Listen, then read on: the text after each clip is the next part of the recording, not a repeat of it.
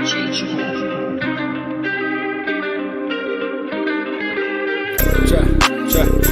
Chop it down.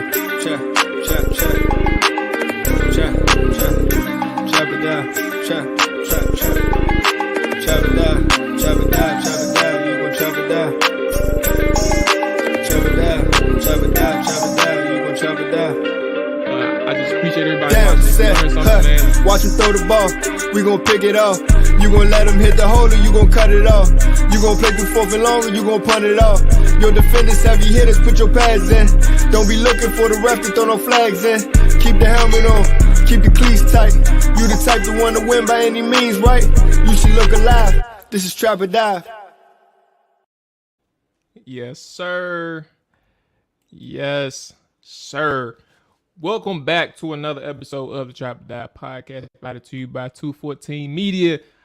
I'm your host, Mual, Hen Dog Maul, Henny Maul, all that good stuff, man. Let me go ahead and get the good man AJ up in this thing right quick. AJ checking in with the I said with the fellas as if he's not part of the crew. AJ checking in just now. AJ, man, appreciate you joining in tonight, big dog. How you feeling, man? How was your weekend? How was all that stuff, man? You feeling ready for this NFL season? We 2 days away. Yeah, man, I'm good, man. I'm excited for the season. Ready to see some football that actually counts. Thursday, I think we got a great matchup between the Bills and the Rams, and then we got a weekend full of action. I think the only shitty game on the schedule is the Monday night football game, but it is what it is. I ain't even. Who play? Is it a doubleheader? Broncos and Seahawks. Yeah, Broncos and Seahawks. And I know Seattle at home. I remember that. Okay. Well, it's the Russell Wilson's homecoming. Yeah. What's the spread on that? We could have had that. We could have had that in November. We didn't need that September. No bullshit. I ain't gonna lie. They probably should have just got. They may have just got this out the way. I ain't gonna lie to you. If you think about it, like, do we really care about this matchup when the Seahawks is 3-13 or something? I don't know. I agree there too, Jamal. I mean, what's the point of waiting on a week matchup? It's week one. Everyone's gonna be tuned in. It don't matter who's playing. We're gonna watch it. Get out of the way.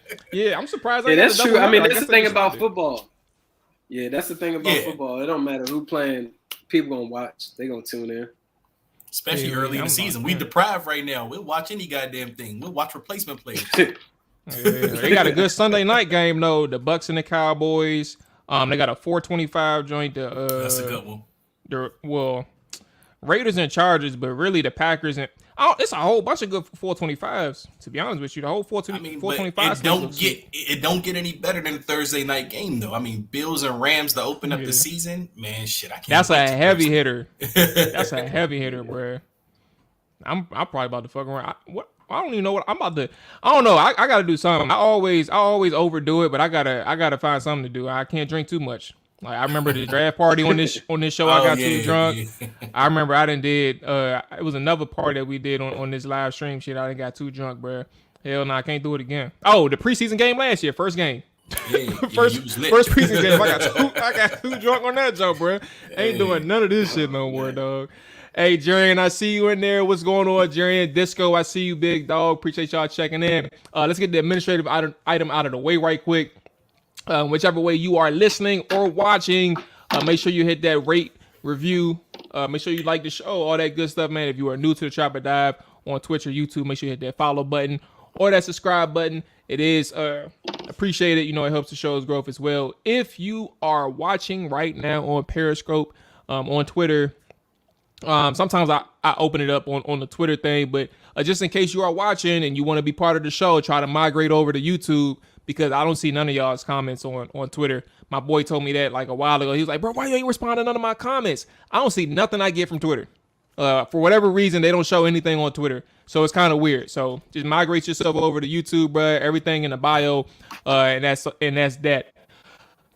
Great. I know you just hopped in. I meant to check in on you as well. How you doing, man? How was your weekend? How's everything doing with you right now? But shit, everything is great, man. I got to have a relaxing weekend. It's what I wanted to watch college football all weekend. And man, I don't know if y'all was watching them, but them games was on point all weekend. Shit, man, I was tuned in from Thursday to Sunday. Well, actually Monday. I was watching it last night too. So, man, I'm just ready for the NFL, man. Man, I tried to, bro. I was out of town this whole weekend, which is it's not a bad weekend to go out of town because it wasn't no NFL on. I ain't missed too much, but I watched a few games like here and there. I was able to see it was the Sunday night one, and then Saturday night the Ohio State and who Ohio State played? Notre Dame jump. Notre Dame game. Yeah. I say those Jones was all right. What's going on, Cole? Appreciate you checking in, big dog. But yeah. Okay, so listen, on the show tonight, our official outlook on the Commanders 2022 season, and then we have an early look in on the Jaguars tonight with Tony Wiggins, the host of the Locked On Jaguars podcast. So we're going to check in with him later in the show just to get an idea who the hell we going up against this upcoming Sunday, because a lot of people, I'm not going to size it, but there's some people out here who think that this game should be a blowout in Washington's favor. If you all know me, I know AJ's been saying it as well. I'm not sure about Dre, but we definitely going to get Dre's opinion on it. I don't think it's going to be that sweet at all.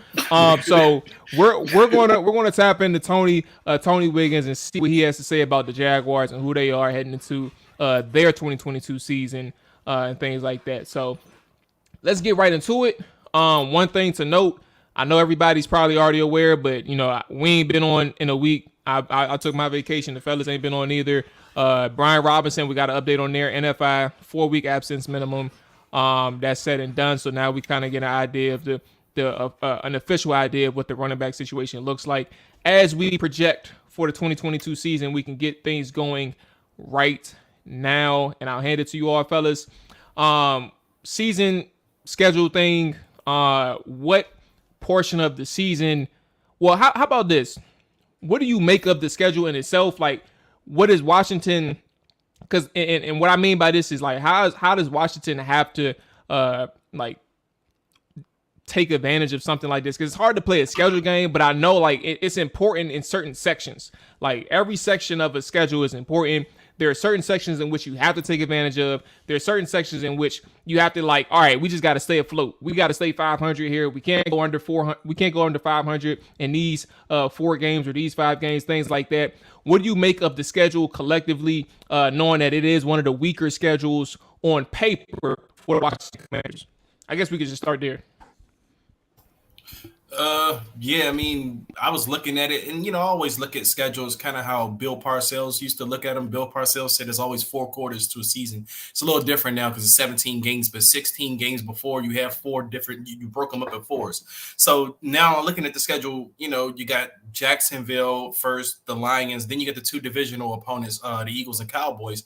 So, I mean, that in itself is not, I mean, a lot of fans probably are looking at Jacksonville as a team that we should win, in Detroit for that matter, but we're just not at that level where we can just count our eggs before they hatch. I mean, we are pretty much, I mean, we haven't had the number 1 pick the last couple of years like the Jaguars have, but we haven't had a winning, success or, consistent winning in the last 30 years. So we can never, as a Washington fan, and we've had a number 2 pick. Exactly. We've had a number 2 pick, but we can never go into any game saying we should win this game. I mean, so whether it's Jacksonville, Detroit, or whatever. So you gotta, go into each game, thinking that, it's going to be a dogfight. That's just how the Washington games usually go. But that said, I mean, I was looking at it, they say the schedule is one of the easiest on paper, but we have some tough stretches. I mean, shit, weeks 3 through 10. I was just looking at that. I mean, of course, you start off. Oh, no, I just want to make sure we break up the conversation. So you definitely on point. Let's break it up. Yeah. So let's get to AJ, and then we can talk about the portions and stuff. But AJ, how about you? What's this schedule saying for the Washington Commanders? Man, I feel like.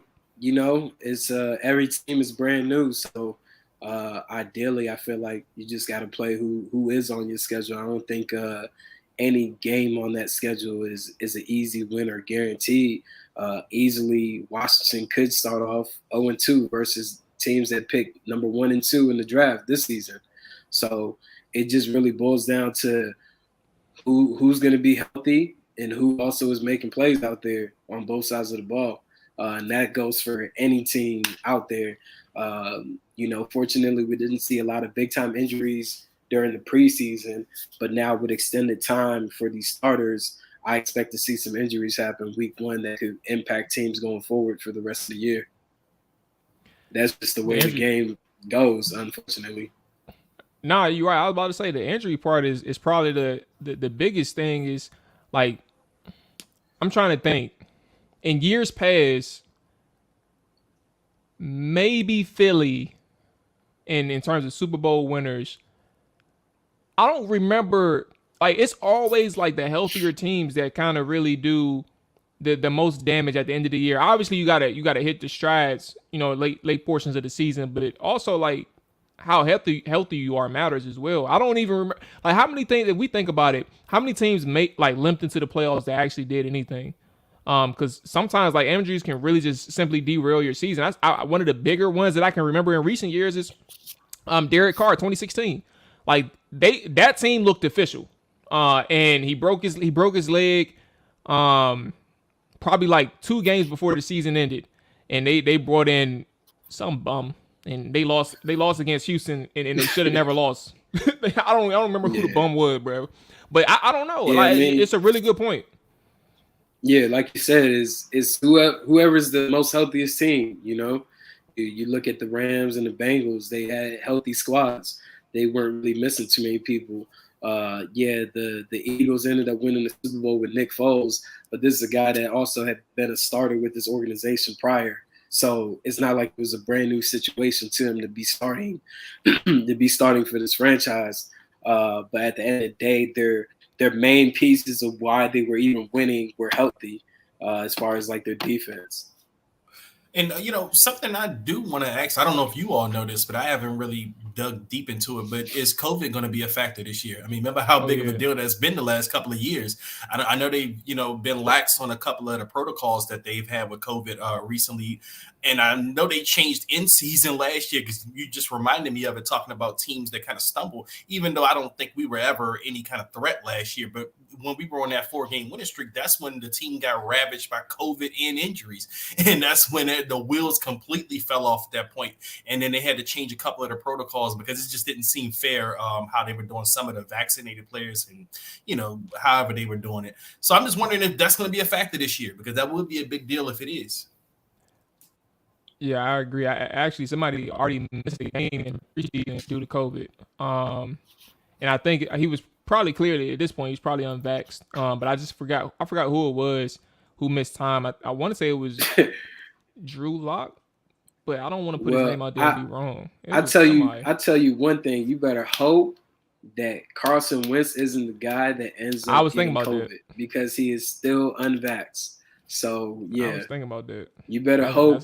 Like, that's going to be a whole nother whirlwind for the sports media of Washington, D.C. if Carson Wentz ends up having to miss a game due to being unvaccinated, which is reality. It could happen. Yeah. He got little kids. Them little kids be having germs like crazy. Like, aside from already the germs of playing against other men Sundays and Mondays, but then you got a locker room with, a lot of guys that may not have the best hygiene. So that's a scary thing, and the protocol is definitely different for those unvaxxed versus those who are vaxxed.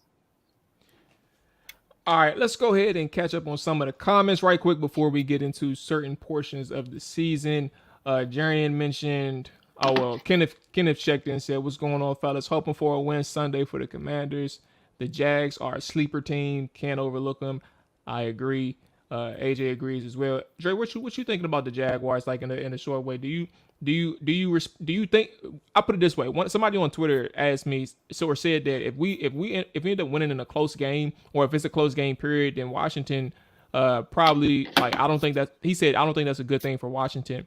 Where are you at with the Jaguars in a sense? Is this like a team that people are overlooking, or is this a team where it's just something that we're overly thinking about? I think I said it wrong, but you get it. I mean, kind of like what AJ said. I mean, at the beginning of the season, you don't really know what any of these teams. I mean, you know what the top teams are capable of, and you know what the really bad teams going into the season. It's probably like 3 or 4 of those teams, and it's about 3, 4, 5 elite teams. So the rest of those teams, Washington's in this group, Jacksonville's in this group. They're teams that you don't really know what to expect, and we kind of got a glimpse of that last year when we played the Chargers. The Chargers had a new head coach, but they had a second-year quarterback in Herbert. Herbert flashed in his rookie year, very talented guy, but we didn't know what the Chargers were going to run. Like, we didn't know they didn't have anything on film of Justin Herbert playing. I think it was Coach Staley. We didn't have anything on that. But now you got the Jacksonville Jaguars, second-year quarterback Trevor Lawrence, very talented guy, number 1 pick last year. New head coach in Doug Peterson. So you don't really know how Doug Peterson is going to employ some of the weapons they got. And Jacksonville was very active this offseason. Like, they were signing guys left and right. They were messing up the market on a couple of guys like Christian Kirk. Of course, they got Brandon Scherf, our former guy. So, I mean, they have some talent. I mean, so it's one of those teams you definitely don't expect them to have the number 1 pick again this year. I mean, they're a team that they shouldn't be that bad again. So going into this game, it is a little bit of concern for the Commanders, especially because, like I said, you don't really know what Doug Peterson's going to run and how he's going to run it. You don't know how he's going to attack you. So you really, I mean, as far as it being a close game or blowout, I think it's going to be a tough game regardless. Like, I mean, you just got to find a way to win. I mean, whether it's close, blowout, Washington just has to find a way. But either way, you can't predict how tough Jacksonville is going to be, but I don't think they're going to be a slouch. Like Jarian said, just win. He says 9-8. I'm not seeing much more right now, but hope to be proven wrong. Aaron Cole said that we need to win at least 3 games of the AFC South in terms of portions of the season. And then Disco mentioned no team in the NFL can be taken lightly, but they won 3 games last year. They should get no benefit of the doubt if we don't. Speaking of the Jaguars, all right, where we at? On the Jags, they have been taken seriously. They have to be taken seriously because they might have the best player on the field this Sunday. Who the hell? Who are you talking about? I know you ain't talking about who the best player on the field. Trevor Lawrence? Can't be Trevor. Trevor ain't that good yet, bro. Unless he's talking about Josh Allen.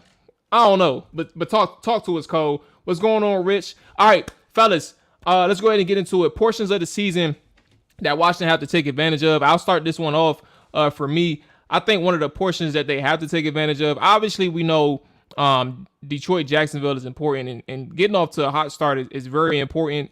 But I'll leave that open to one of you all if you all want to take the first quarter of the season. I'm going to say starting at week 11, there's a stretch that even goes extended past the bye week that they have to take advantage of. You're at Houston, you're home versus Atlanta, you are at New York, you have a bye week, and then you are home versus New York. That stretch in itself, I think, obviously things happen and things matter before that. But ultimately, if you expect yourself to be in the race, in the playoff race towards the end of the season, that stretch in itself for me is going to be very important because, again, Houston is a team that's in rebuild mode. I respect the hell out of Lovie Smith, but unfortunately, they set that man up because I don't think they have any plans for him in terms of the future. And I'm not laughing at him, but I'm laughing at the fact that Houston really are some assholes for how they're handling that situation. But ultimately, again, Houston is in a situation where they're trying to rebuild and get better. And hopefully Lovey can take them on the right path. But right now, Houston, you got to win on the road in Houston. You got to win at home against Atlanta. Even though I know Drake London going to do these boys dirty because that's my boy, I still think that you got to beat Atlanta. And obviously on the road against New York and then at home against New York the next 2 games in a 3-week span. I think, obviously, I believe that Washington is going to sweep New York. I've been saying that for months, but it don't matter what I say. They still got to go out there and show it. I think New York is ass, but at the same time, Brian Daboll is a different guy. And I think that at the very least, he can get a productive or efficient offense out of Daniel Jones. And I hate to say it, but I mean, Daniel Jones has looked really good against us. And it's not that far-fetched to really say that he can stabilize or get some consistency out of Daniel Jones if he's shown spurts throughout his career. So I think it's that stretch, man. That stretch in November that's going to be really important. Stretch in November, early December that's going to be really important for Washington at the very least. What about you all?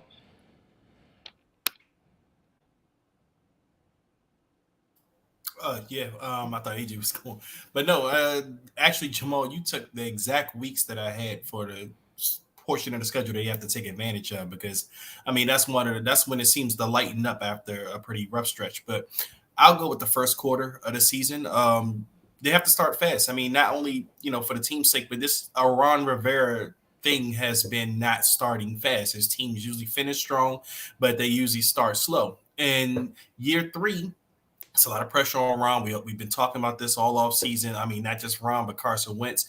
You want to get off to a good start. I mean, you don't want the wheels to start coming off early, especially when you got guys like Chase Young out early. You have Brian Robinson out early. I fear if you get off to a bad start early on, then the wheels could fall off of this team and things could just, completely derail. So, I mean, I think it's important to start off strong. Jacksonville, Detroit, again, I mean, these aren't two teams. As a Washington Commander fan, you could say that we're counting those as wins, but those are 2 games that's very winnable. And and when you look at the rest of the schedule, I mean, these are probably 2 of the lighter teams compared to last year. Again, we don't know how these teams are going to compete this year, but you can't take them, easy. So you want to get off to a strong start, especially with those 2 teams, because weeks 3 and 4, Eagles and Cowboys, you definitely want to win one of those divisional games. I don't care how tough they're supposed to be, especially the Eagles. Cowboys still get mentioned a lot, but Cowboys are a very beatable team this year. I think they had a real bad offseason, so that's a team you can get. I mean, I think it's important. Yeah, and if this team wants to go to the playoffs this year, I say you have to start that 4-game stretch 3-1. That's just my opinion. Now, before you go right quick, AJ, to your point though, Dre, that stretch, because you brought it up, that stretch that we're in agreement on, Chase is actually expected to be at least available in that time. I'm not going to say that he's playing or that he will play, but he's expected to be available in that stretch too. So at the very least, like even still, if everything works as planned, we get Chase back. This season gotta be worth something so he can step out on that field and actually add some value in terms of meaningful impact for postseason play type of thing. So it'll be interesting. AJ, where you at? Yeah, I mean, I think not even looking too far down the line, the first 2 games of the season can make or break this team. If they start off 0-2, I think that's very fair. Valid. I don't know. Can you guys hear me? I can't really see you guys moving. You can hear me? Okay. If they start off 0-2 against the Jacksonville Jaguars and the Detroit Lions, like everything goes to shit. Like it's not gonna be nice for Ron Rivera trying to get the team back in good spirits. The local media, the fan base, we got to remember this team is going through a rebranding. For them to lose to, like I said earlier, the teams that picked 1 and 2 in this draft class of this year, that'd be a huge thing. And I think both of those 2 games to start the season are games that they could easily lose. With Jacksonville, they have a new regime over there with Doug Peterson, but also their defensive coordinator, Mike Caldwell. He's coming from the Tampa Bay system. Todd Bowles, he runs an aggressive 3-4 with a lot of zones. You also will have something kind of similar as far as the aggressiveness with Aaron Glenn being the defensive coordinator for the Lions. I think those are the main 2 games that you have to win. I think you should be able to win out, but at the same token, you can't take those games lightly at all, because if you start off the season 0-2 or even 1-1, that I don't even know 1-1 does any good. Of course, it's always good to get a win, that part. But depending on how they look in these first 2 games, go ahead. Yeah, I was gonna say I think audio issues, I guess, but yeah, it's I think just a the little first lag. 2 That's games all. matter the most. I'm gonna send you a message in the private chat so we can. It's just a lag. That's all it is. But yeah, I was just gonna ask you all, and Dre, you can get the first stab at this one, and AJ, you can follow up so we can make sure we can eliminate the lag and stuff. But do you all think that the area and not just because obviously the coaches ain't nobody gonna be in trouble, ain't nobody gonna be in a hot seat or anything like that. But do you think that this area and this team can survive like a 1-1 start in terms of like the pressure mounting on them? Is like do they have to go 2-0? My answer, and I'll be quick with mine. My answer is no. They don't have to go 2-0. It's I think it's important that they go 2-0 or that it's favorable, obviously, but they don't have to go 2-0 for me. But I don't want to. I want to make sure you all get the time on this one. What do you all think? Do you think that they can survive it from a perspective standpoint and scrutiny standpoint of going 1-1, losing to either Jacksonville or Detroit? Well, I agree with you, Jamal, that they don't have to go 2-0. I mean, they can go 1-1, but regardless, we know this area well, we know this fan base well, we know this media well. A loss never goes over well here. So, I mean, that's people are going to bitch and holler about, if they go 1-1 against one of these teams or two of these teams. But in all actuality, I don't think it's going to, affect the team too much. I don't think, they're going to get down. I don't think Ron is going to get down because, I mean, you still have 15 games left in the season. But what they can't do is go 0-2. Now, they can't go 0-2 in those two games. You have to win at least one. But like you said, Jamal, it's very important that they go 2-0, especially what's looming the next two games with the Eagles and the Cowboys, because that's a hard stretch right there to sweep. I mean, you're not going to be favored in either one of those games. Philly is going to be the heavy favorite week 3. Cowboys, I mean, it may be like a 6 to 5 point difference in the spread, but either way, those first two games are important just because of what you have facing next to you. Like, you lose both of those games, it's a possibility you can go 0-4 to start the season. But if you win both of those games, you have confidence going into Philly and Dallas, and things could change. I mean, who knows what happens in those games? But you can't go 0-2. But they can go 1-1. They'll face a little bit of scrutiny here because that's just what people do here. But they can't go 0-2. Maybe it depends on how they lose one of those games. Like if it's a one where they don't look prepared at all, like if they're going back and forth with the team, like a true back and forth, like just a dog fight, it is what it is. I can expect that because, again, like I thought that the games were going to be close anyway. I think the first two games could be close. But if they lose in a way where it's like, bro, how are y'all looking like this?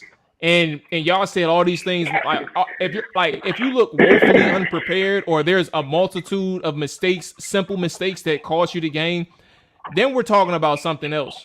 But I can see something if it's just a true back and forth battle that you lose, and both teams play good ball, and you want to lose an end of it. AJ, what about you? In 1-1, the question I asked you, and you kind of answered it in your first response. But do you think that this area, this team can survive from a perspective standpoint, a 1-1 start? No, because like you just said, how are they going to look in these wins, or how are they going to look in these losses? At the end of the day, we're talking about Jacksonville having a brand new coaching staff, a brand new defense, a brand new offense, and Washington is now in year 3 in the run with their, of course, the biggest change that they've made in the offseason was getting Carson Wentz. But everything else around that team has been there, and it's the same exact unit. Then you have Detroit Lions. They're coming into their second year with their first-time head coach in Dan Campbell. I just feel as though, if they start off 1-1, they're still going to be highly criticized. But starting 0-2, man, you might as well call it. You might as well wrap it up, because after that, I think you said week 3 is Philly, right? And then week 4 is who? I think week Dallas. 4 is Dallas. Yeah, you might as well pack it up. If you lose both of those games to start off, the schedule doesn't get any easier. You're now going against your division foes, and if you can't compete and win against Jacksonville and Detroit, then we have a huge problem when you're facing two of the top expected NFC East champions with Dallas and Philly. And Disco mentioned in the chat, what would an 0-2 start mean for the entire rebrand? Everything that Wright and his team have done will fall apart.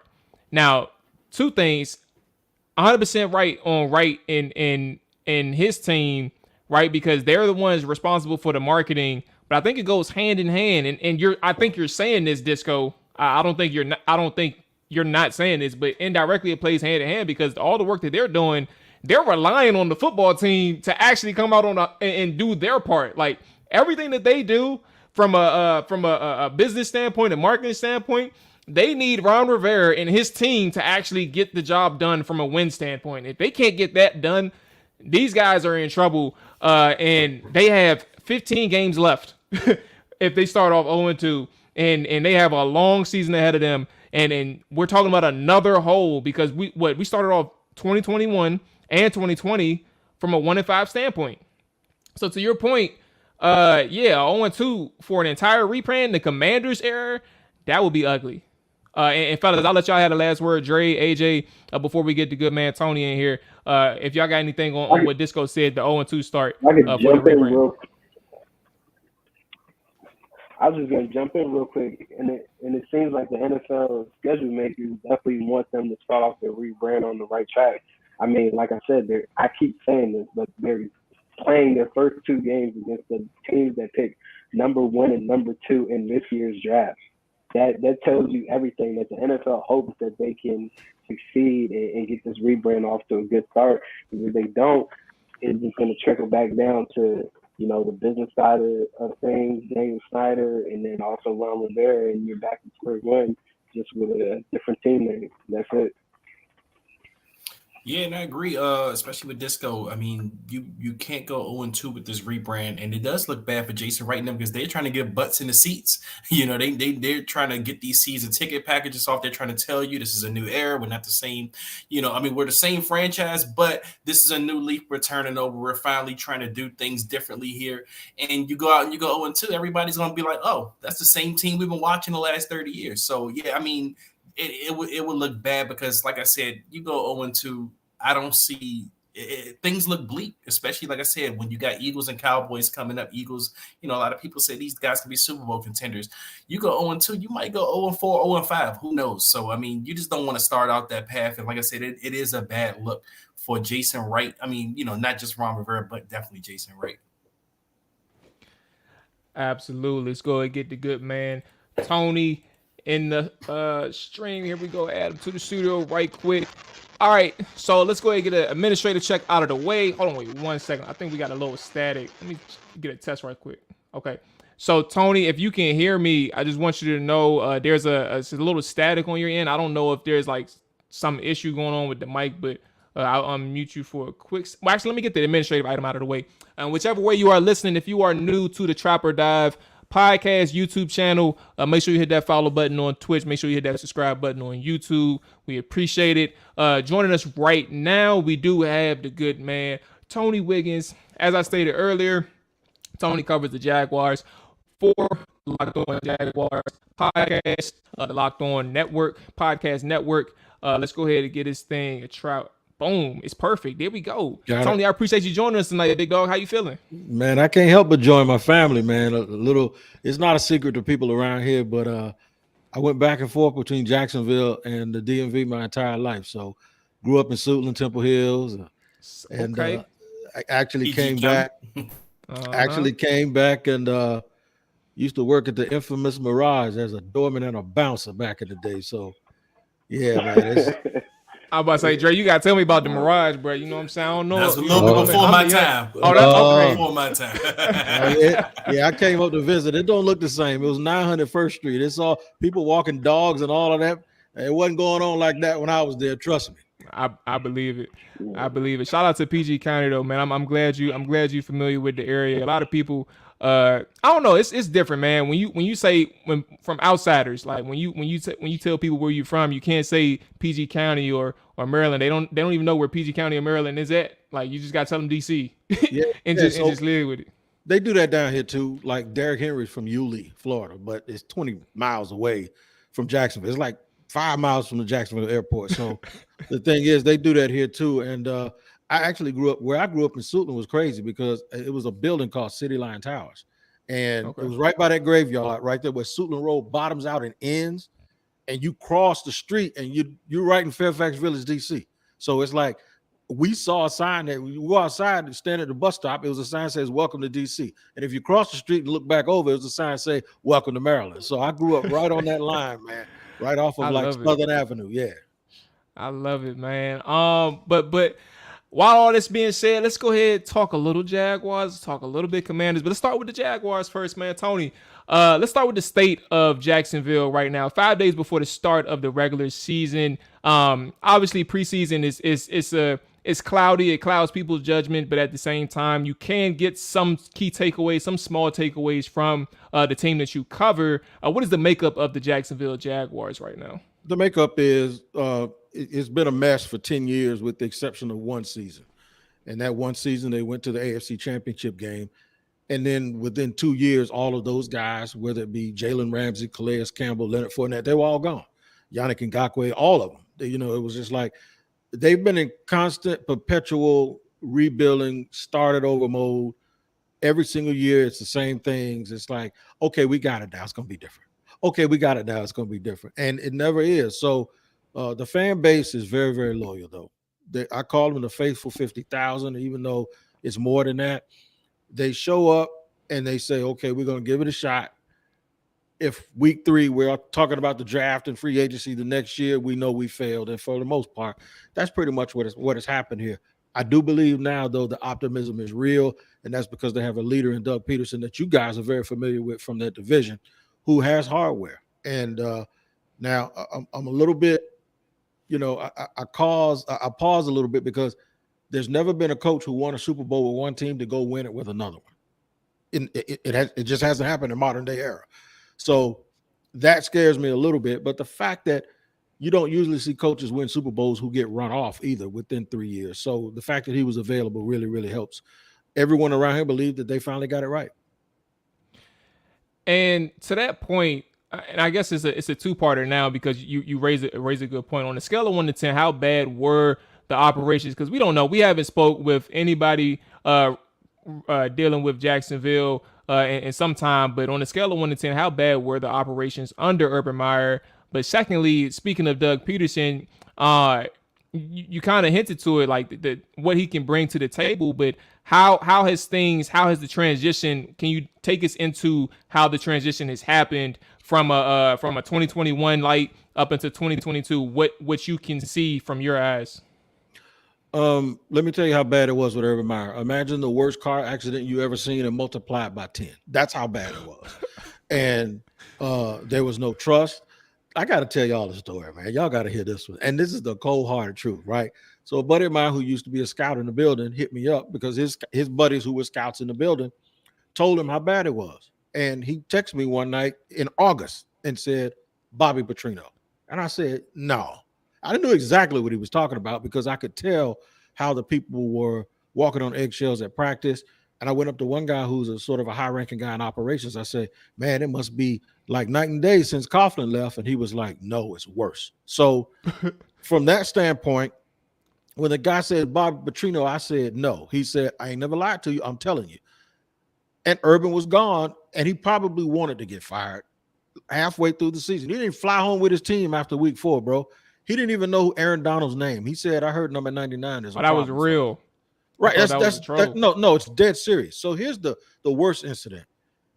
James Robinson, who had been one of the top rookies of the year before, he was already drafted over. They drafted Travis Etienne. Yeah. James Robinson fumbled, and Urban said, take him out. Get him out of the game. Don't put him back in. James Robinson tries to go back in the game. Urban said, no, I want somebody else to go in. At the presser after the game, they asked him, why did James Robinson not go back in? And he says, I don't micromanage that. I leave that to my coaches. That Tuesday, when the assistant coaches talked, Bernie Parmalee, the running backs coach, was supposed to come out. Everybody was locked and loaded and was going to ask Bernie Parmalee this question. He never spoke to the media. Bernie Parmalee played in this league. Now, this is just my guess. I think he refused to come out because he knew he was going to tell the truth. The bottom line is everybody heard him on the headset, and the players heard him say, don't put him back in the game. And he stood in front of the media and lied about it. That's the kind of stuff that was going on here. There was no trust. So now Doug Peterson comes in, and the first question I ask him is, how do you coach guys hard? Because you have to sometimes yell at people. You have to coach them hard, considering what they've been through. And Doug Peterson says cautiously.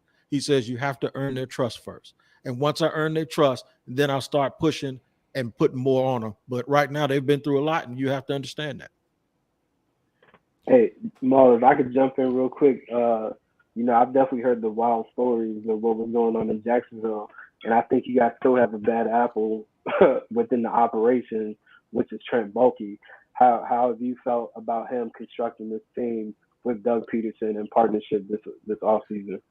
Well, Trent, I don't know if y'all are familiar with the Game of Thrones, but when I love it. when Urban got run out and all of this stuff started leaking about him kicking players, we all looked at Trent like he was Littlefinger, because we was like, you're the one who, and so we tried to hold Trent accountable too. Here's the thing that happened though.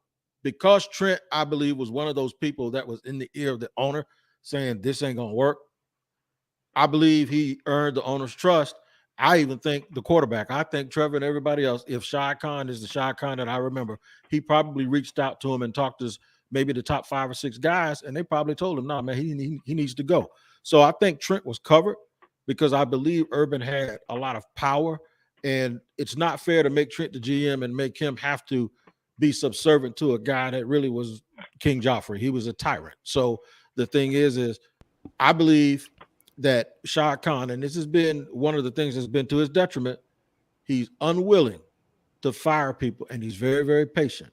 The other thing is, if you look at the stats, over the last 10 years, the Jaguars have spent more money in free agency, $1.64 billion, than anybody else. So that means the guy has deep pockets and he's willing to do whatever. I just think he was choosing the wrong people to be at the helm, and now he wants to be sure that he doesn't get rid of the wrong person. You know what's interesting, Tony, and I'll pass it back to Mual, but earlier today I was watching The Pivot. It was a conversation with Ryan Clark, Channing Crowder, and Fred Taylor, and they were sitting down with Leonard Fournette, and they were asking him, what happened with your tenureship in Jacksonville. And essentially he was saying that, Shad Khan, he has nothing against him. He felt like he was a great owner, things of that nature. It's just organizational wise, there were so many things going on with, the lack of players feeling like they were being treated as adults. Of course, that didn't happen during Urban Meyer's tenure, but that was under Doug Marrone, who was going through his second round of being a head coach. But what Leonard said in that conversation was, there was just a lack of trust within the building. So, for example, he sat down with Shad Khan, and Shad Khan asked him, hey, should I fire Doug Marrone? Because that's our plan. Like, I want to fire him. But what do you feel, as one of the leaders? And, Leonard said that he vouched for Doug to keep his job because he's thinking about, this man has a family, I don't want to take food off their plate. And, some of those guys that grow up in those environments, that's how they're thinking instead of the business aspect. And he says he wished that he thought from a business aspect, because when the tables turned and Doug Marrone got presented with the opportunity of getting rid of Leonard Fournette, I guess during like the Black Lives Matter movement, because Lenny had said that they had a meeting about either they were going to walk out and protest or they were going to practice, and he led that, and they decided to practice. And the next day, he gets a text at 7:30 in the morning, and Doug is calling him to his office, and he releases him. And he's like, damn, he's like, everybody's getting kicked out the building, and now me, like, so it just goes back to show that I think the owner definitely wants to win, and he's doing everything in his power to win. But this is also a foreign game to him and a foreign business operation, and he's relying on people such as Trent, and it just puts a big damper in things, because we've seen even during this hiring process that the pair was supposed to be Adrian Wilson and Byron Leftwich as GM and head coach, and Trent ended up putting his 2 cents in and screwing all that up. Well, you hit it dead on the head. I haven't seen the episode of A Pivot. Shout out to Fred Taylor. I know him very well. I also know Leonard Fournette very well. And what he said is the absolute truth. What you had a bunch of likable people. Dave Caldwell is one of them. I consider him a friend. We text and we talk all the time. He now works as an assistant to the GM in Philadelphia. Doug Marrone was a very nice and very engaging guy to the media here. But there was a lot of exactly what you said. I'll give you a perfect example. Doug Marrone, a year before he said that he couldn't get anything for Leonard Fournette. By the way, statistically, Leonard had the best season of his career in Jacksonville. He had almost 1,400 yards rushing and about 550 some odd yards receiving, almost like 2,000 yards, right? Doug says we got to give Leonard the ball because he's our best player. That's what he said the year before he let him go. Maybe 7 months before he let him go. And then he let him go and he said we couldn't get anything for him. Nobody wanted him. To say that way into the media, it made you feel like nobody wanted him. The second Leonard Fournette was on the market, 5 playoff teams were blowing his phone up. They didn't want him at his price and at that contract because the contract was fully guaranteed. So if you're going to release him, just release him and then we'll come in. And that's what happened. New England, Tampa, teams like that, they were knocking on Leonard's door trying to get him, and he had his pick of who he wanted to go to. But the fact that you said that, I'm gonna tell you something I've never told anybody. The incident with Jalen Ramsey in Houston. The talk was that for a long time that Jalen it was Tom Coughlin that he couldn't get along with. Jalen was on a podcast, and I think it was with Aqib Talib at the time, and he said, no, it wasn't him, it was Caldwell. I'm gonna tell you right now. Doug Marrone, even though he told us he was Jalen Ramsey's friend, Doug Marrone said something to management that he couldn't coach him anymore. Period. So you're saying you're cool with the fellas 1 minute, and then the next minute it's CYA. And that's what was going on here. There's a lot of people covering themselves, and that's why no one could be trusted in the building. There were things being leaked out to the media about, like, for instance, that the people at Rock Nation who were the agents for Yannick Ngakoue at the time, and that were Leonard Fournette's agent, that they didn't know what they were doing, and that they were constantly calling people asking the Jaguars, could they do this or that?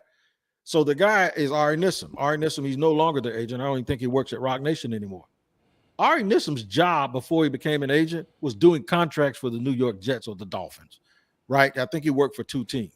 Why would a guy who does contracts for a living have to call a team of people in management who haven't been there very long and ask them, is it something he could do? So the fact that stuff like that was leaked out to the media, the fact that 25% of the fines that the NFLPA was that had gone into the league that were being appealed came from Jacksonville.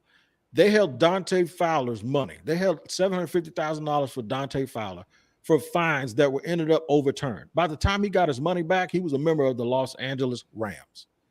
So somebody mentioned earlier, guys who come from, AJ, I think it was you said guys that come from certain environments. Leonard Fournette was on a bridge trying to get out of Katrina from dirt poor. And they're taking his money for every little thing. And they know it's going to be tied up in the process for a long time. That's the kind of stuff that was going on here when Tom Coughlin, who I think is a good man, but I just don't think he was very relatable to these young guys. And then when Jalen Ramsey shows up with Ha Davis and wants money and has a brink truck and he wants to stay here, they told him they weren't going to pay him. Yannick Ngakoue wanted $4 million more guaranteed. They didn't like his agent, so they said, no, we're not going to give it to you. All of these players that I'm naming are doing stuff for other teams, and that's why the Jaguars are who they are, because they constantly have to keep rebuilding. It's like trying to build a house. If your foundation has to be rebuilt every 3 years, it never has an elevation, and that's why we like are it's where what we I'm are. saying. Yeah, and I just brought it up only because, like, I think sometimes in the Washington, D.C. area, especially with this team, a lot of people just think that Washington is the only team that goes through these chaotic periods, off the field. And there's so many other franchises around the league that deal with the same type of BS, and especially their fans having to go through that. But I appreciate your insight on that, Tony. Thank you. Well, we didn't go through the stuff y'all went through. Now I heard y'all got cameras, and they videotaping people and email. So let me just say this: the character of the people, y'all got a whole lot. Y'all got some OnlyFans stuff. Yeah, all I can say is God bless. Yeah, the character of the people in the building here in Jacksonville, you can't really question it. That, like I said, they're good people. It's just sometimes these things are generational, and when you're not used to winning, and they didn't have a huge staff.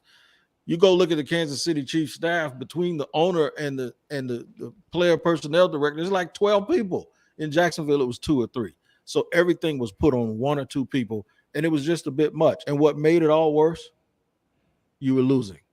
When they were winning in 2017, Jalen Ramsey came back at 1 o'clock in the morning and the stadium was half full. And he said, we're going to New England and we're going to win this blank. And they were hip-hopped out. They were chilling. Everybody was smiling. All of the people that did all of these things to him were over there smiling. See, when you win, it does not matter. When you start losing, now everybody wants everybody to pull their pants up and tighten up their tie and don't do this and don't do that, as if that's the reason you're not winning. And that's not the case. I think, and I guess we can transition to the next thing, but I think the most insightful thing is, and Disco mentioned, obviously it was a really good point, AJ and Tony, the great insight. I think to add on to it is just like there's other ways in which that a team can self-destruct and blow their own promise or their own future by doing the things that they're doing, or just the lack of oversight. And Washington has done it in their way. For those who watch us and listen to us and those who follow the Commanders, we know what we've done over the past 25 years from an organizational standpoint. And then Tony's telling you exactly how things have gone, at least since around Coughlin's time, how things have transpired from a business standpoint and player personnel standpoint. And ownership standpoint to an extent as well. Yeah, it predated Coughlin. This has been going on since Shad Khan has owned the team. So I don't want to blame Tom, because Tom came back and they actually went to the championship game. Yeah. Like I said, off the field, he's great. It's just that sometimes these things, as an old school coach, these things have passed you by a little bit. And there's been a lot of blame for everyone, a lot of dysfunction, a lot of stuff that, they've been shooting themselves in their own foot. But I do think, you asked me earlier, I do think they're on the right track right now, because they have quarterback and coach. Think about the teams around the league over the years. Pete Carroll, Russell Wilson, Roethlisberger, Tomlin, Brady, Belichick, Drew Brees, and his coach, Sean Payton. Whatever you get that right, it seems like you're on track. Payton, Dungy, you're on track to at least have 10, 12 straight years where, okay, we have a shot every single year. Just give us a chance. Just give us a chance, because those two critical spots. And I think that's what the Jaguars have done. Let's talk about that element between Trevor and Doug. And I think the best thing that I can think of is flashing back to a situation that Doug has already went through before in 2016 when he dealt with, he's a first-time head coach at this point, though, but he's taking on Carson Wentz, and they're working together and trying to establish a relationship and try to get things done in Philly. And ultimately, it lands into prior to Carson getting hurt, MVP caliber season for him. They ultimately win the Super Bowl, but his offense is probably one of the better offenses in the league that year. And you transition to Trevor Lawrence in Jacksonville, and he's having a second stab at this, and he's coming from a place in which he's shown success and shown that what he's done can work for him and a younger quarterback. How does that relationship look like between he and Trevor Lawrence? But also, do you think that, you said they're on the right foot, but is this something that you think can be a long-term situation here in Jacksonville? Or do you need to see a little bit more? Where are you at with this one? No, I think it's long-term. When the Jaguars got that pick, there were a lot of fans just said, don't screw it up. Take Trevor and get out of the way. I've been around. I'm a little, I got this gray hair for a reason. I've seen a lot. I've seen quarterbacks get ruined. We're sitting there trying to figure out what's going to happen with Carson Wentz, right? I've seen guys just get in a situation that they're either not mentally or physically ready for, and you don't do that. What you do when you hit the lottery, you don't just throw a lotto shirt on and go to all the strip clubs and go to Vegas every week. No, that's when you need a financial advisor. That's when you need to learn how to shelter it. That's when you need to be smart and judicious so you don't go broke. So when you get a Trevor Lawrence last year, instead of treating him like a new toy, and then every time Urban did something stupid, they roll Trevor Lawrence in front of a microphone to calm down the team and to calm down the fans, right? At some point, I think he got tired of that. What Trevor needed to do as a rookie was ingratiate with himself with his teammates, learn how to play quarterback, work on his technique and muscle memory, learn the NFL game, understand it's not Clemson where guys are going to be 20 yards open because of play design. The NFL doesn't work that way. He has had a chance this offseason to do that because you got Doug Peterson, Press Taylor, Jim Bob Cooter, and Mike McCoy, former head coach, is the quarterback's coach. That's 4 people to insulate him and let him do nothing but play football. And you see it. The ball pops off of his arm. He's been around his teammates. They take trips together. And he hasn't had to come out and play press secretary one time to calm people out because that's not his job. He's a 22-year-old kid that needs to just learn how to play quarterback on the pro level and do nothing but play football and be around his teammates. So that's why I think they're off to a real good start. And you see a difference in Trevor on the practice field. With the offseason additions from my boy Kirk, I love Christian Kirk, man. I love his game. Brandon Scherf, he came from Washington, but then you got Zay, Evan, Trayvon Walker, Devin Lloyd in the draft, those two in the draft, James Robinson and ETN coming back. How do you project this offense and defense performing under Peterson's leadership? Because I think, personally, am I wrong for thinking that, while Jacksonville may not be a bona fide playoff contender, they're still being overlooked by the majority? Like, where are you at with this one? I think they've been overlooked, but I think they earned that because every single year they've been bad. I think they've had more top 10 picks than anybody in history over a 10-year period. And until you show people and not talk about it and you be about it, they're not going to believe it. So I just think that comes with the territory. But what they've done, I looked at Doug Peterson in the Super Bowl against New England to get an idea of what he was doing.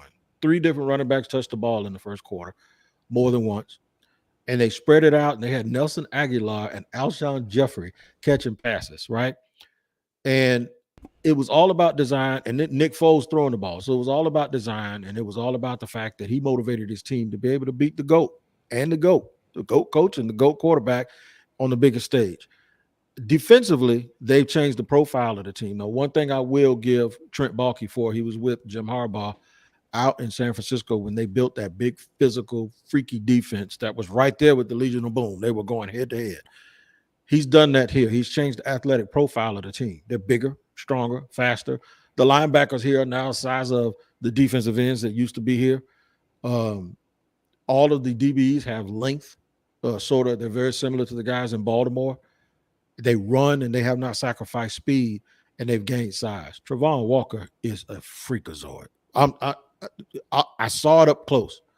On Godzilla, unreal. 6'5", 272. Put it this way, it's the same. What's that kid? Chase Young.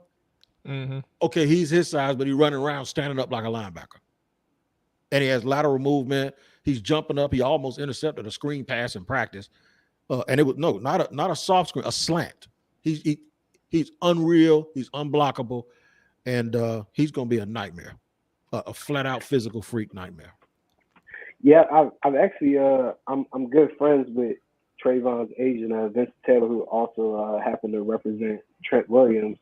He said Trayvon's been looking good out there, but I kind of got to take it for tongue in cheek. That's his client. He ain't gonna be like, "Oh, you looking bad," but hearing that come from you, I'm looking forward to seeing him play on Sunday. I think he's the least talked about number 1 overall draft pick in NFL history, in my opinion. You barely even know who was drafted number 1.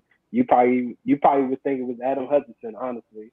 So I'm looking forward to seeing what he does within the 3-4 defense, because we know his time at Georgia, he was playing out of position pretty much majority of the time. But I'm definitely looking forward to see how he fares against who's starting for left tackle, Charles Leno this weekend. Mual. Yeah. So how he fares against Mual, and probably flipping over to the right side going against Cosme. So yeah, you'll probably see him over Cosme. They switch it up based on, I think, where the tight end is, but you'll probably see him over Cosme because I think he is actually listed as the Sam linebacker. So you'll see him with his hand on the ground some when they go to their 4-man front in the nickel. But he's unreal, man. He's been everything that they thought he was plus more. And the good thing about him is he don't care nobody ain't talking about him. He's a good old country boy, man. He does not care about the fact that people aren't talking about him. He is about that action. And you saw it in the preseason. He's violent, and he does a lot of things that won't show up in the stat sheet, but that other people know. There were a buddy of mine who coaches quarterbacks talked to 2 SEC offensive coordinators last year, and they were asking, and he asked them about Jordan Davis. They both had the same response. 44 is the problem. That's in the SEC. They said 44 is the problem.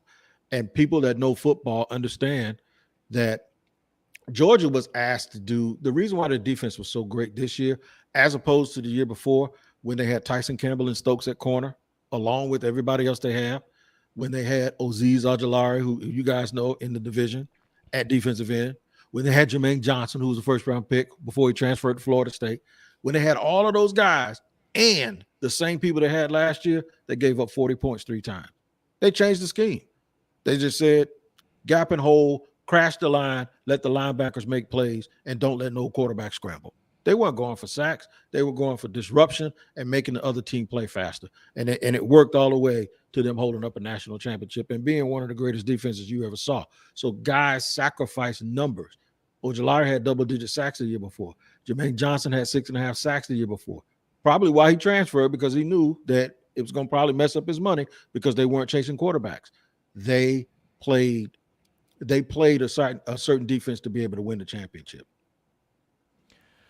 So I only got a couple more questions for you, Tony. I definitely appreciate your time with us, man. So there's this question that I've asked over the past few weeks to Commanders fans. I ask them often, and I say, I just want you to put yourself in other fans' shoes, in the shoes of other fans, such as Atlanta, Detroit, Chicago, New York, the Giants or the Jets, whichever one, and Jacksonville, and tell me how you would feel about a matchup against Washington. How much of a chance would you give their team against Washington? So I ask you, what is the consensus amongst Jag fans and Jags chances against the Commanders? That's the first thing. But then also, what do you think happens this Sunday? I would say that the key matchup is both offensive lines against the other defensive line and the front seven. They got a lot of talent in DC up front. I would tell you, though, that I trust Doug Peterson more than I trust, and I like y'all's head coach, but I trust Doug Peterson in this situation more, and I trust Trevor Lawrence more than I trust Carson Wentz. The Colts could have went to the playoffs had they won in Week 17, and they lost to Jacksonville. That's how I feel about Carson Wentz. They lost to Jacksonville, and he played like pure garbage truck juice. So I don't trust him against a bad team. This team is better now. I don't think he's going to have a chance. If they don't protect him, he's going to get hurt. He's going to get lit up. And I don't think he has that mental capacity right now after being let go so many times to get over that. That's music to AJ's ears. I'm about to get a floor to AJ because I know he got something to say. That's definitely something he's been saying. And like I said, I think it's going to be a close game. But AJ has been harping on this exact angle for some period of time, and it's interesting. And I'll get a floor to AJ, but Tony, is interesting because we hear a lot of perspective from Washington side. We hear a lot of perspective from the excuses that we're making from a community, not necessarily myself, but what we're making from or Carson Wentz and why he struggled in Indianapolis. And then you hear about the side from the Colts fans and how everything wasn't always on Carson. But then again, you hear some that say, these problems were exactly on Carson, but we never hear the Jacksonville side. We never spoke with the Jacksonville side to see what exactly happened in that game from the team who actually beat the Colts. And it's interesting to hear it and hear something, the pure truth from a unbiased party of how this thing was taken care of. AJ, I'll get the floor back to you on this one. Yeah, I mean, I'm on here because I'm a Washington fan, but I also work in the sports industry as well. On top of that, in my leisure, I will watch film tape, and I've had a client that was on the Colts, so I have insight of what was going on in the locker room and things of that nature. And I think a lot of times what happened is now that Carson Wentz is a Washington Commander quarterback, some of the fans try to make excuses that Colts pass blocking offense was bad. No, your quarterback is holding on to the ball all damn day. And then on top of that, trying to force the ball in certain areas that it shouldn't even be and making the wrong reads. And like you said, Tony, that was against Jacksonville's team that wasn't even good last year. That was the Week 18 was the interim head coach, and now you bring in a solidified guy in Mike Caldwell, who's going to be replicating Todd Bowles' system in a 3-4, which is going to be extremely aggressive. They have fast young players on that defense. Aside from Trayvon Walker, you have Josh Allen on the other side. You added pieces like the nose tackle this offseason, also the linebacker from Atlanta, Devin Lloyd and Chad Muma, and you still have a young secondary that can run with guys. They're probably not the top tier secondary that you would want, but at the end of the day, what we know as Washington fans and also watching the game of football and Carson Wentz, he does not handle himself well under pressure. That is when he makes his most mistakes. And I expect Mike Caldwell to come after him from the start of the game until the end of the game. So, that's why I feel like, with the information that I had to my knowledge, I feel that, the Jacksonville Jaguars are going to come out victorious in this game on Sunday.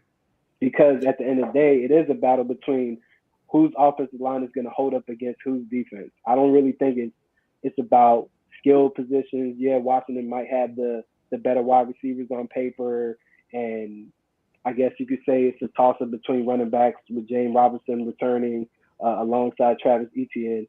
But at the end of the day, I've seen more out of Carson Wentz than I've seen out of Trevor Lawrence to understand that Carson relies on, holding on to the ball much longer than Trevor Lawrence does. Trevor is a bit more athletic than him right now as far as his time in the NFL, but I just can't see how, Washington is going to slow down that pass rush because it's run. So one thing I can tell you is this.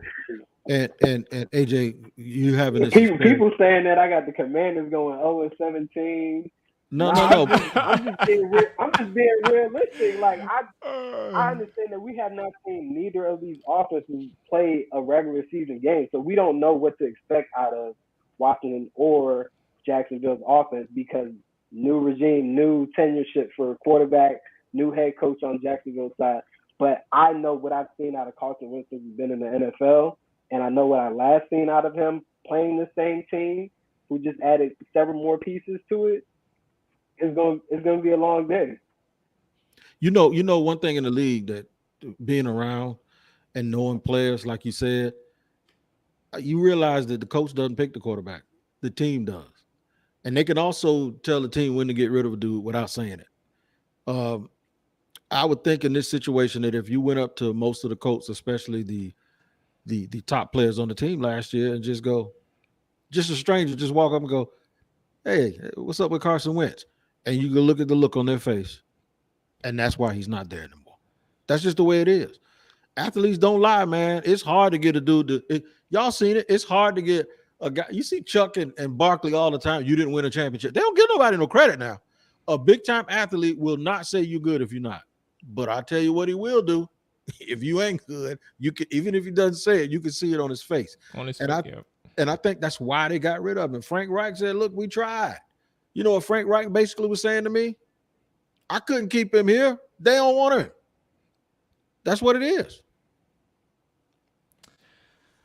Tony, man, this was excellent, bro. I definitely appreciate you sticking with me because I know I reached out to you in May, I believe, and just some things took over, but definitely appreciate your time this week. I'll ask you just quickly a score prediction, or I guess even if not even a prediction, who wins, but then lastly, plug talk, let everybody know what you got going on, where they can find you, where they can hear from you, all that good stuff, man. The floor is yours.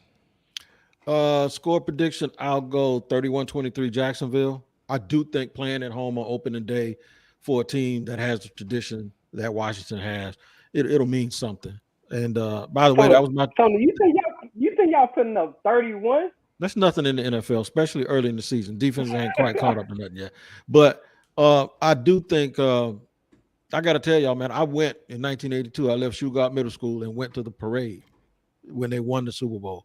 I grew up rooting for that team. I'm Joe Gibbs to the bone gristle, and it hurts me to be to where they are right now. I cover the Jaguars objectively.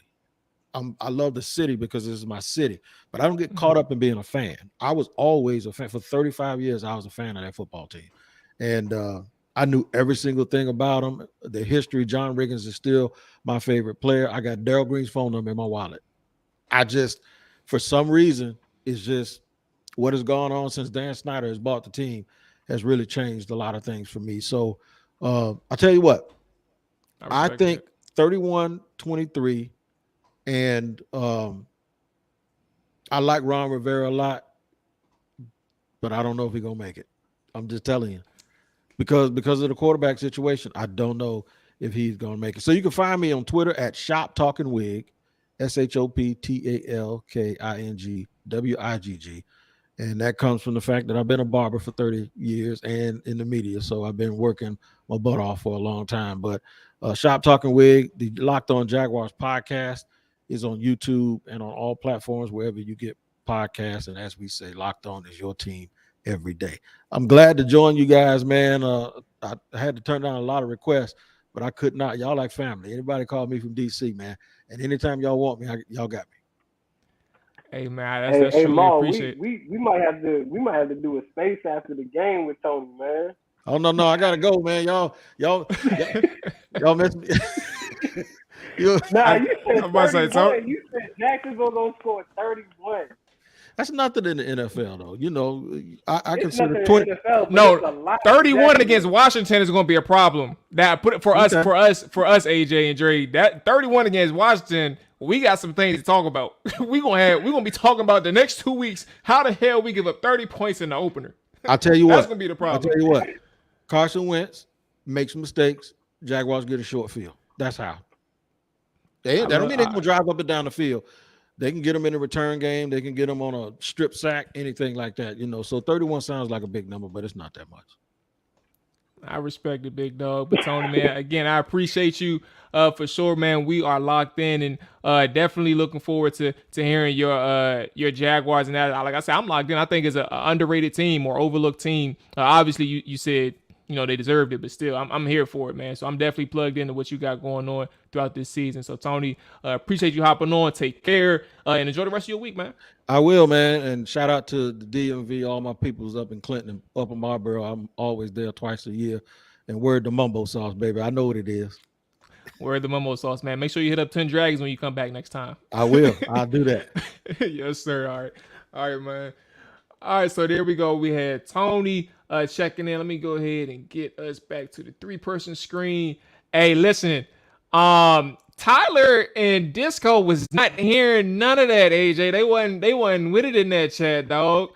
But I think it's important though to know. I get it. I understand people are a little annoyed by it, and I think the biggest thing, like that when like one of the things that bothered me, I ain't gonna Disco, you know you my boy, but you asked him if he saw the whole game.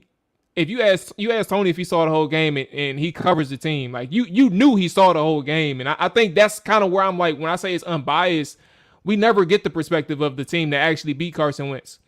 Of course, he's Tyler. If you're a little frustrated, I don't get it because Colts and Washington, they have emotions tied into it. Jacksonville is just the team that beat them.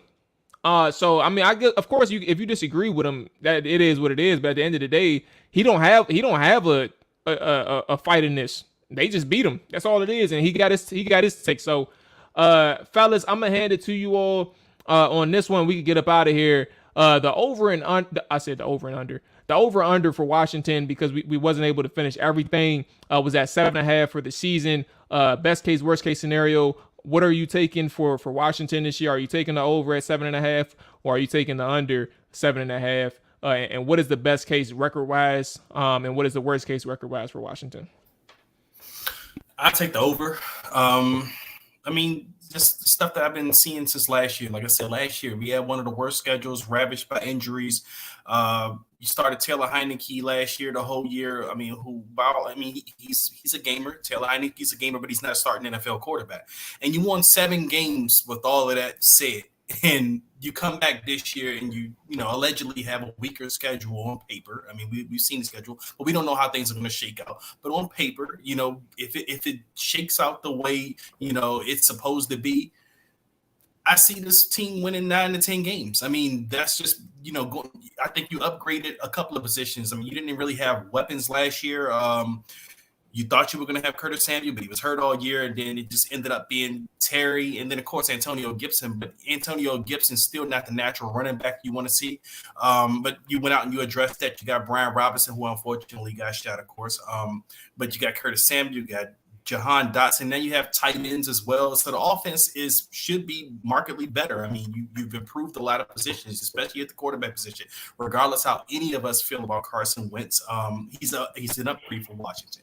So with that said, if the offense, is a big time upgrade, from last year, then this team should win 9 to 10 games. And that's a lot to do with the schedule. Now, the defense, I don't think the defense, I don't have a lot of confidence in the defense, but I think it'll be hard for this group of guys to be as bad as they were last year. So, even if they improve, I won't say they're going to be a top 15 defense or anything like that, but I also don't think they're going to be a bottom 3 to 5 defense this year either. So if you get to a top 25 to top 20 defense this year, that should add a win or two to the total. So I'm gonna say the over 7.5, and I'm gonna say they should win between 9 to 10 games this year. AJ, best case, worst case, and are you taking the over or under at 7.5? Shit. Go ahead and say the under. I don't even have you want to. Schedule in front of me, but they played the AFC South and the NFC West, right? I want to say NFC and the North. Cleveland Browns. That's one AFC team they played. It's not in the South.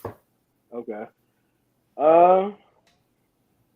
Damn, I hate these over and unders, but I think you said 7. I'll go over.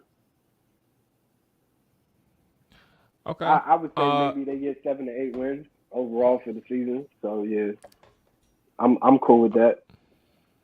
Okay, so AJ not a gambler, Dre, so we gotta help him out right quick. I know you ain't mean nothing by it, but so the number is 7.5. So if you think they do, okay, yeah, so they'll get 8. They'll get 8 wins. Okay, you go over. All right, under 500, but over the number. I've never gambled in my life. Can't gamble, But well, AJ, let me ask you this: how pissed would you be if they win 11 or 10 games? How pissed would you be? I still be able to pull off some wins, but I think if they go under 8 wins overall, like they will have to change the entire staff and possibly still change it at 8 wins. Hey, Tony think Ron ain't gonna make it, so I don't think you alone. I don't think he's gonna make it myself, but hey. Yeah, I'm about to say, everybody's sick of hearing you saying it. They want to hear somebody else. I'm about to say, AJ ain't think he was gonna make it when they signed him. You know what I want? I just want, honestly, this is the team that I care for. The first words out my mouth as a little kid was touchdown when Washington was in the Super Bowl. At the end of the day, I want to see a good product on the field. You feel me? But I just don't think this is the quarterback, and this is also the staff for that to happen. But what I am looking forward to is if they go 0-2, for Dre to come on here and be like, "Yo, it's time for Ron to leave. Like, I'm gonna help you pack your shit in Ashburn." I'm just hoping for that moment. I just hope for a viral Washington Commanders moment. Well, I want to see Dre mad with a 40 in his hand saying Ron got a 40. Might have a whole bottle in my hand. 40, bro. Oh my God. All right, let me go ahead and get up out of here with mine, man. I said this earlier. I'm going over. I think that Washington is in a position where now, first off, I always say this and I'll never stop saying it. Ron has said 1,000 times this is the year that we need to, step up. We need to be better. So, or that this is a big year for him. So, off the strength of his words, I'm holding him accountable from a record standpoint. I've always said 10 wins. I think that this can be a 10-win team, but realistically, knowing what I know to this point and the questions that I have, I can really, if I'm being honest, I can see 9 wins as the max. 11 wins as his ceiling, and then 7 wins as the floor. But in terms of projections from a win-loss standpoint, it kind of gets confusing, like how I break it down. But like if you're hitting on all cylinders, okay, 11 wins type thing. But in my head, without seeing any type of work, I think that it's probably looking like 10-ish, maybe 9-ish. But I would lean more so 10. But ultimately, again, like for what Dre said, this is the team that, you have your weapons in place. You have a decent offensive line. I think you have a defensive line that really, after last year, they got a lot to prove. But ultimately, I think that they can overcome its struggles from last year. But it's a lot that to be honest with you, I could be talking for 20 minutes, and I don't intend on doing that. I don't intend on like dragging this whole conversation. But there's just so many question marks that kind of leaves this conversation for now blank and full of even more questions as you dig into it. Like, you don't know what Jack Del Rio is capable of to its full extent. You don't know what Scott Turner can do because he's never really had a full powered offense in terms of health wise and weapons at at the quarterback position. Stability at the quarterback position. You don't know what this defense can do when fully healthy in terms of being able to compete against everybody and being on the same page. Like, you never really had an offense like all cylinders being able to. I mean, well, you had like the first 8 games last year in terms of the defensive side of the football, but I mean, altogether, bro, there's so many question marks. It's really hard to sit here and say for certain that we can see something. But like, based on what they have and what they can, what Carson Wentz can bring to this team, you had 7 wins last year that I think that, to be honest with you, was people say you got 7 wins with Taylor Heineke, but I mean, ultimately there was other pieces in place. It wasn't just 7 wins with Taylor. Like, there was other ways in which Washington won those 7 games last year. You just kind of hope that you can at least get above 500 and sneak out a couple of those 50-50 games as well. So 7.5, I'm going over. Best case 11 wins, worst case 7. Anything under 7, you're looking at snips all across the board. Possibly snips all across the board. So we'll cross that bridge when we get there. Hey, Mual, because I'm seeing Disco wondering what has Wentz done to warrant this scrutiny, and I mean, I just wanted to jump in on that real quick. Wentz is a number 2 overall pick. Okay. You see it? Nah. Yeah. Okay. Wentz is a number 2 overall pick, and he has done nothing to show that he's worthy of that. Like, he has skills, he has attributes, but it doesn't translate onto the field, like in decision making, footwork. Just, he's not an elite quarterback, in my opinion. So that's why he gets this type of scrutiny. And I've been saying this since he's been acquired by Washington. If he was not the Commanders quarterback, a lot of these fans that be trying to go hard for Carson Wentz would not be doing this. They would be saying that he's a below average quarterback. Well, yeah, it's part I of being don't a know fan. if anybody else has any takes on it, but I was just gonna say, I mean, fans, and regardless of how we feel about a player, I mean, we go through this every year. You try to embrace the guys that's on your team, because what else you going to do? I mean, until they show you that they aren't shit, then you have to kind of give them the benefit of the doubt in a sense. So, I mean, I get where fans are coming from and the fact that they want to defend Carson, they want to embrace him. He's one of us now. Like, I mean, it comes to family. We can talk about our family. We can do this about our family. He ain't a part of my family. Well, yeah, I know. AJ is just detached from it all. I mean, I get that. Hold on, Shawty. But again, like I said, I mean, this is what fans do. Fans embrace the players that they have. I mean, we don't, we can sit up here and talk about him all day. We talked about him when he played in Philly. We rooted against him, even though he burned our asses a lot of times when he played in Philly. But I think there's an element of that as well. Like, some of our fans, while we have, like, I know me, I didn't care much for Carson last year with the Colts. I thought he had a decent stretch, but I also didn't think he played great football. But you still kind of remember Carson did some good things. And you watched that personally if you were a Washington fan. I mean, Carson had a hell of a record against us, and we've seen the talent up close. But again, he's a polarizing player. So it's kind of the Disco's point where Disco asks, what has he done? Carson's done good things in this league, and he's done bad things. But once you kind of get a narrative attached to you, it's kind of hard to shake that narrative until you consistently, get it off of you. Like, when he left Philly, he had this narrative that he was a bad teammate. And then it comes out in Indianapolis that they don't want him, but people are still going back to the Philly comments. Oh, he's a bad teammate, he's a bad guy, and also he hasn't been 2017 Carson Wentz anymore. I think that's another thing that kind of plays into it, because people have seen how great he was at one point. Well, he looked the lead at one point, MVP candidate, and he's never matched that. I think he's been solid, maybe an average quarterback overall when you look at his career, but I don't think he's nowhere near as bad as a lot of people talk about him. Like, and for instance, I wanted to ask AJ, because I know AJ doesn't think highly at all of Carson. Where do you rank Carson amongst quarterbacks in the NFL? We know he's not elite, but where would you rank him? I would rank them between 20 and 32. Just off the top of my head, I think I think That's something, ridiculous, DJ. I think I think something where it's a whole website called QB Rankings that put him at 28th overall. Now I'm not about to put him below Geno Smith and Marcus Mariota, but So at the end of the day, say that again. I said he can't be number 32 then. You said 20 to 32. I'm just saying wherever you want to put that list together. I'm not trying to go out here and name 20 quarterbacks off the top of my head. I can, but we've been on here for a long time, and I'm pretty sure nobody wants to hear me name off 20 quarterbacks better than Carson Wentz. I just think for me, my frustration as a fan is I want this team to get this quarterback position correct and have a long-term solution. I'm tired of this team and being a fan and having to discuss a new quarterback every year or two. Like that's my issue.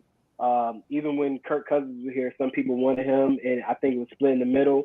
I wasn't a big Kirk Cousins fan, but I think I would probably even take Kirk Cousins over Carson Wentz, honestly, at this rate.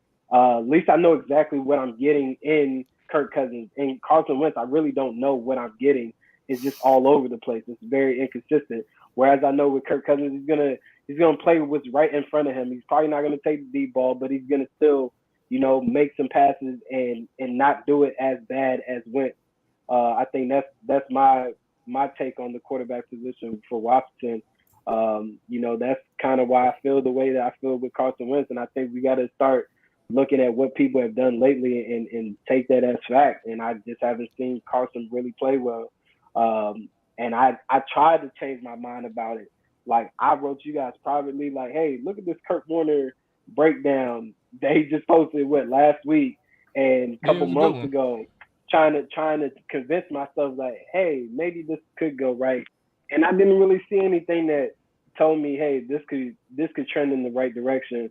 And I just feel like this team would be right back looking for another quarterback next offseason. Okay, fair enough. I'm about to say, all right, there we go. Yeah.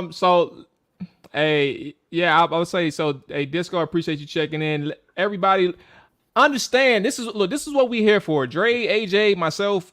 Look, fans are going to fan. That's completely fair, and we are fans at heart. We are fans, but the platform allows us to kind of force us to think more objectively, and obviously, some people may say that AJ ain't objective, but I disagree. To be honest with you, there's a lot of people too, AJ, that tells me they shoot me text messages and be like, hey, bro, a lot of people don't want to hear the shit that he got going on, but AJ at the end of the day, sometimes, I'm about to say they be telling me. So I want people to know, like, don't think that AJ's being, just because it ain't what you want to hear.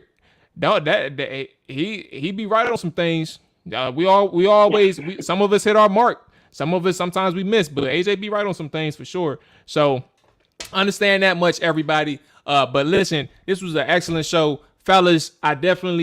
Here's to another season, man. This shit has been fun for the whole year, but I've never I didn't even know where this thing was going to go. But you all have been great, bro. I definitely am glad that we were able to get together and do this thing, man. So here's to another season. I will catch you all on Thursday for the official Jags Commanders preview. And then, man, we get the ball rolling. Fellas. Yes, sir. We finally made it. Sunday, 1 p.m., we got action. Yeah, AJ gonna be either pissed off or angry. I'm excited to see all these people talking all this shit Sunday at 4:15 p.m. Eastern Time. Hey, Ma, AJ might duck us like Cowboys fans if we win. Hey, I was about to say he might. He's like, hey man, Carson ain't do shit, but you know what I'm saying? We got the dub. I still think that Scott Turner some shit. Nah, AJ definitely stand tall, man. So, and let's go ahead and get up out of here, man. Y'all enjoy y'all night, man. I'm about to get locked in as soon as my other podcast. I'm gonna get locked in on that I think the final episode of Hard Knocks or whatever tonight. So and the pivot jump. AJ got me hip to that. I forgot about the Leonard Fournette jump. So I'm gonna tap into a couple of these things tonight. But y'all enjoy y'all evening, bro. Everybody who checked in, appreciate y'all watching, appreciate y'all listening. All that good stuff. The fellas be back on Thursday for the Jags Commanders preview. I'm back tomorrow for the Commanders morning show. So y'all be out of here. Y'all be safe. All that good stuff. Y'all boys be safe.